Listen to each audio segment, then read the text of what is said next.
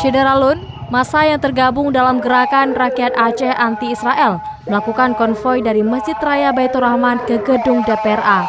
Mereka melakukan aksi sebagai bentuk protes terhadap pengakuan Presiden Amerika Serikat Donald Trump yang menyebutkan Yerusalem sebagai ibu kota Israel.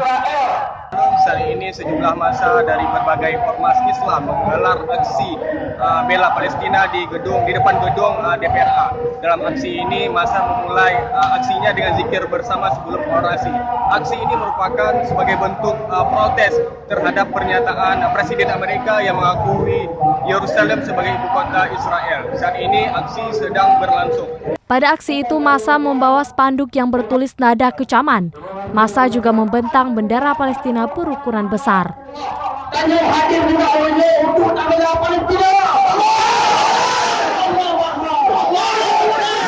Kami masyarakat Aceh mengajak kepada seluruh warga-warga Islam, negara-negara Islam untuk bekerja, untuk mengikut serta membantu saudara-saudara kita yang di Palestina.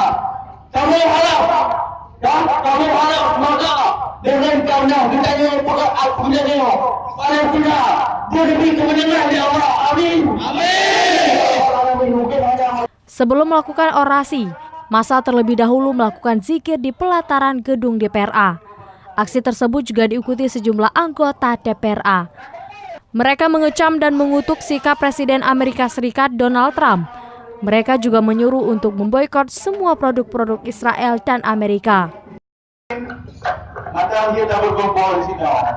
Pada detik yang sama, kita kalian baik melalui media sosial ataupun berita-berita bahwa saudara-saudara kita di Palestina hari ini adalah dizalimi oleh Yahudi.